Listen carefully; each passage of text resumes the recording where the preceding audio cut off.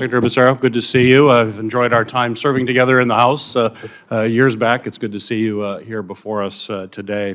I also want to thank you for your focus on affordable child care, despite whatever the policy procedures are.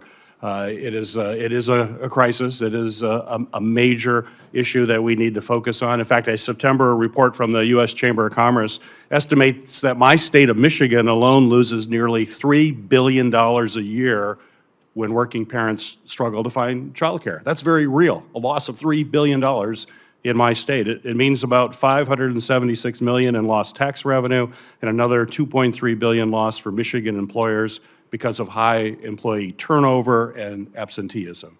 This is something that we must be focused on all the time.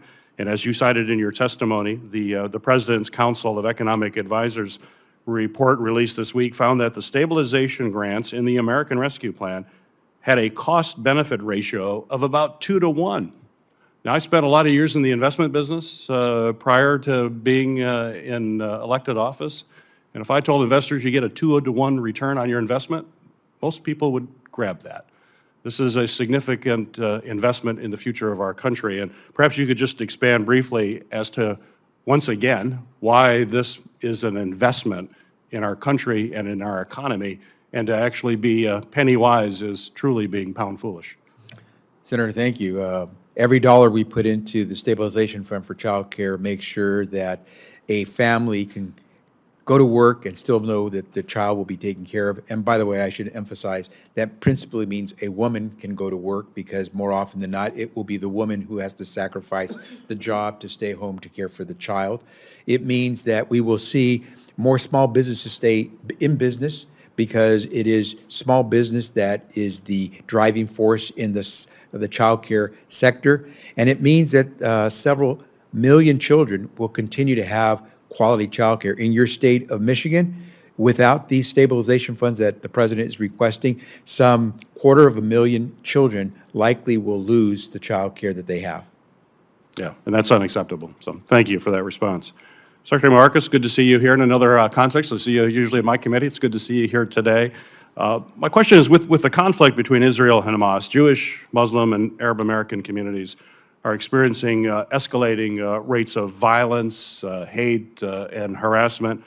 It's something we addressed last week in our committee. And as you know, your department's nonprofit security grant program, which I worked to reauthorize last Congress with Congressman Thompson and Senator Portman, it provides absolutely invaluable resources to protect houses of worship and nonprofits from these acts of hate. My question for you, Secretary, is if provided with supplemental funding for this program, how will the department plan to expedite the grant process to ensure that funding gets into the hands of these applicants more quickly than the months or longer that it's currently taking? This is an immediate threat that needs immediate action. Senator, thank you very much for being such a champion of the program and advocating for the increase in funding to date. The $200 million we seek in this supplemental is more needed now than ever before. We have been, in fact, working within the department to ensure that if and hopefully when we are provided this critically needed supplemental funding to that nonprofit security grant program, we get it in the hands of applicants very quickly, and we are looking at how we can really gain efficiencies in the application process to achieve that outcome. Well, good. This year has also been, as you well know, another record-breaking year for natural disasters. 24 events occurring so far. That's cost over $1 billion. After almost running out of money over the summer, FEMA's Disaster Relief Fund currently contains over $30 billion, thanks to Congress fulfilling the administration's previous supplemental request and passing a continuing resolution. However, we know that rebuilding has just begun for many costly disasters. So my question for you, Secretary Marcus, is without the additional $9 billion requested by the administration last month, when do you project the Disaster Relief Fund to go into deficit? Senator, I believe I was just conferred with FEMA about this.